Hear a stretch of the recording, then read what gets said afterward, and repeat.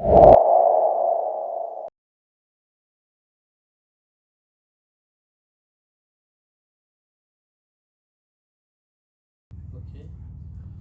Hello everyone. It's nice meeting you here. So I'm going to talk about my research, which is about Swan Lake Citizen Science Lab and the specific perspectives that we have towards uh, this citizen science lab. So Swan Lake actually is located in the Markham, and it's basically a home to a rich diversity of wildlife. But the problem is that this wildlife is at risk to the poor water quality, as well as basically the invasive plants harming the lake itself and the environment around. So this would basically not only affect the local biodiversity, but also impacts the community by reducing the lake's overall health and also posing different environmental risks through the environment. And basically the lab is working on different areas. So we are working on preparing some thermal mapping with drones, as well as making a VR simulation of the lab, and also using ArcGIS. We are going to be using the changes in the environment throughout the year, specifically when during the winter the salt that comes from the street goes to the land, and it basically impacts the fish and the algae within the lake. But because my background is in environmental education and film, so I'm looking at this project from a different perspective, which is education for environmental citizenship. And it basically defines as education that cultivates a coherent and adequate body of knowledge with the help and with the basically contribution of the citizens for basically producing knowledge, and also making the citizens within the community as the agents of change. So we have, like I said, different task forces that works on basically educating as well as producing knowledge for the society and also for the lake. But this study that I'm working on is specific emphasizing on educating citizens to deploy science and also enhance activism for the socio-environmental issues. And basically the reason that I wanted to go over this study from the other perspective is that most of the environmental citizen science initiatives, they are basically looking at the issue from the science perspective rather than the citizen perspective, and most of them are basically working on development of citizens' knowledge and also skills. But here what we are working on through different behavioral change theories that I will be talking about. So we are working, like I said, more on the citizen and development of pro-environmental behaviors for the citizens. So, like I said, most of the initiatives, they contribute mainly to developing healthy relationships with nature, or solving environmental problems, or preventing the upcoming environmental problems to happen. But here what we do is to make a sustainable community in order to basically they know the skill about the conservation activities that they would need to do, and also the basically working as environmental agents of change, reaching out to the community in order to as well as knowing about what is the problem and also the ways to address it.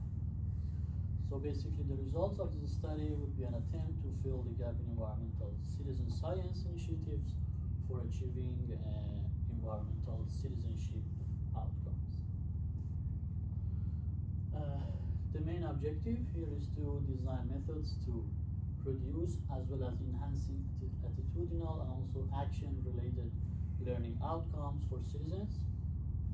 And for this, actually I'm working on a framework called Citizen Science for Environmental Citizenship that I'll go through different phases of this framework.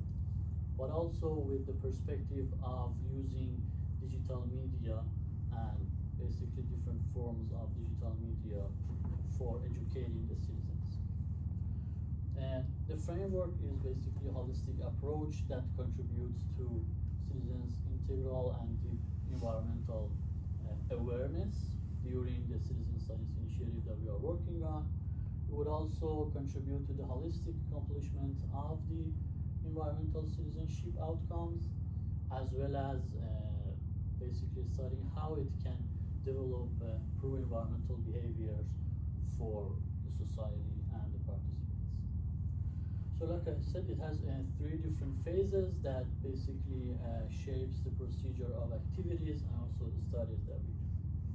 This is an outlook of how basically the framework is going through.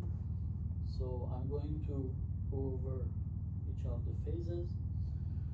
For the first phase, so we actually have different kinds of citizen science.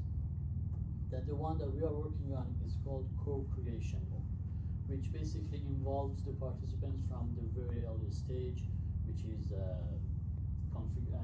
basically confirming what is the environmental problem that we are going to work on, and then what will be different approaches towards that. So for that, in the first phase, basically the participants and citizens are regarded as co-designers. They are basically attending workshops on what are the environmental problems that basically threatening the lake, and then within, so they will learn about different things, and then they will focus on a specific environmental problem that they are going to work on. Basically, it would it should be basically related to the community concerns for the local environmental problems, or for example, the global problems that has specific symptoms for that community. And then, so then when the environmental problem figured out, and then we will have different co-creation initiatives like setting common criteria, posing research questions, and then defining tasks for the citizens as well as experts in order to go through for the project. Then during the second phase, basically the citizens undertake the role of scientists.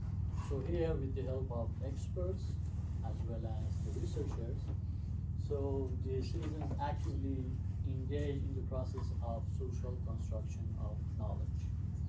So basically, based on the studies, the development of knowledge with the collaboration basically of the citizens is fundamental and basically a central aspect of citizen science initiatives, which is actually a precondition for the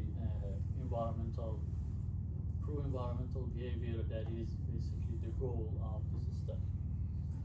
And the scientific inquiry process on the project that we are working through should be like an authentic educational context, like I said, with the supervision of experts and also the researchers, and that would increase the citizens' feeling of relevance with their natural surroundings. So these are some of the activities that we are working through. I'm going to go a little deeper about them as well. So we're going through drone mapping and imagery of the lake as well as the environment around. So basically we have a thermal drone that basically on a regular basis it shows us basically the changes throughout the lake, as well as infrared drone as well.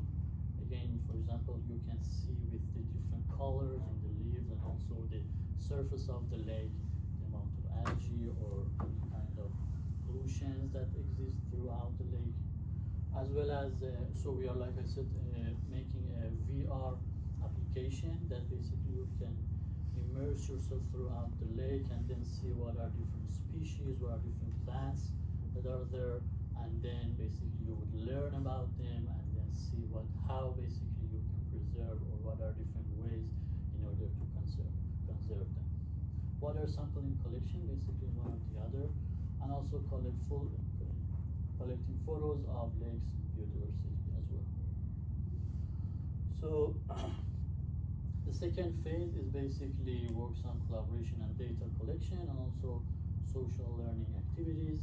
Like I said, so what the study basically starts from here is that we are adding the behavioral change theories as well as the audience engagement theories within the workshops and basically the activities that the community is doing in order to see both the impacts of these environmental and these theories as well as how basically they can develop the pro-environmental behavior within the community. So some of the most important theories that we will be working on is nudge theory, social cognitive theory. So it basically talks about, for example, social cognitive basically talks about how when the facilities and amenities are ready for the citizens, then how it would affect the way that they are behaving and treating with the environment. Or for example, theory of planned behavior. Basically it has 6 different stages that it starts with the citizens that basically know nothing about what are all these environmental education processes through making them again the environmental agents of change. Also, we will be using, like I said, different multiple tools and resources that will contribute to the authentic inquiry and action taking toward the investigation and addressing the environmental problems. So the important note here is that this scientific inquiry should last over a period of time. It would allow basically citizens for extended participation, and then it would again lead to basically fostering pro-environmental behaviors within the participants and citizens. And the third phase, which basically goes through becoming and making the citizens as agents of change. So here citizens undertake the role of agents of change, and so they link their inquiry-based findings with the follow-up environmental actions.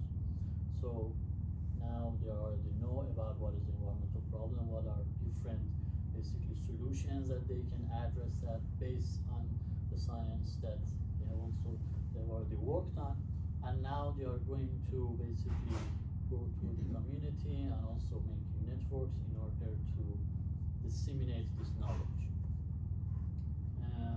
So for example, the first phase of this phase is planning of actions, and here citizens are expected to work closely with experts to examine alternative solutions, like I said, and also potentially prepare a proposal to give to the municipal or whatever the organizations responsible to address that specific environmental on a municipal or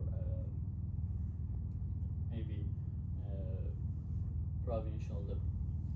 Then also citizens can proceed with the implementation of various civic actions aligned with the selected proposal. So basically these stages aim to facilitate civic participations for environmental citizenship in different ways, that is decision making, so they will be also engaged throughout the decision making process, as well as influencing the audience and community participation. The first step is networking.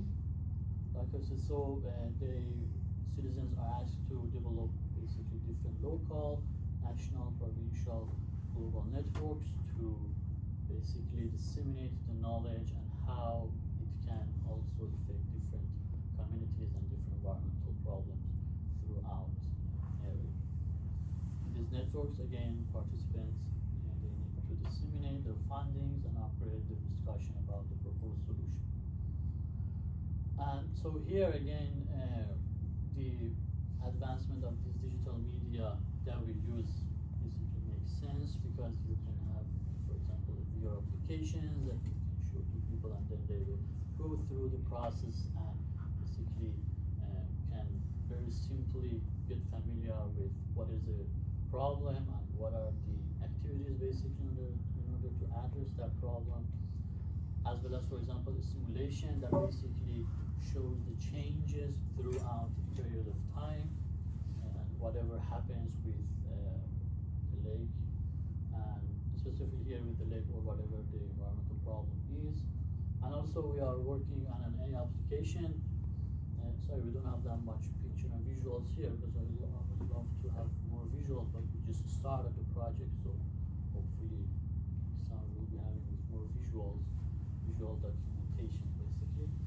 And in this AI application, basically is how it works is when you, for example, go throughout the lake and you take a picture of a plant or whatever, and then it can basically gives you different information about what is the plant, how you need to conserve that, and what are different ways and solutions to basically treat that, and also the other organisms throughout the lake.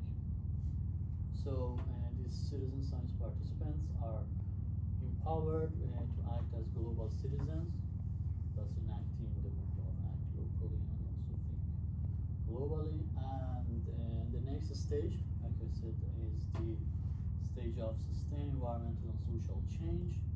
So it would continue with citizens' efforts to maintain the socio-environmental impacts achieved. So now they are basically empowered with the skills and the knowledge in order to conserve as well as disseminate it to the other communities. So it would basically make a sustainable community for not only preserving the Swan Lake itself that we are working on, but also it can be, like I said, implemented into the other areas as well. And this can transform the systems and structures that create system and sustainable environmental environment. And so basically, finally, the stage is the evaluation phase. So citizens will reflect on and evaluate the effectiveness of their environmental actions. This stage is basically again based on the theory of transformative learning framework, where critical reflection would help citizens change their views on social and environmental issues. We want to do also basically making other digital media products as well. One is making a VR applications that basically includes all the stages that I just talked through. So again, you put on headset and then you start with an environmental problem, and then through different immersive workshops, you will learn about what are the issues, what are the problems, and how you can go through, and then how, when you address that problem, you can see the consequences, and then how you can basically disseminate the knowledge, you can make a proposal, and all these stages, so you can, in a collaborative way, basically you can play in a VR game, you can play the game. And the other thing is making documentary film throughout the project from the very beginning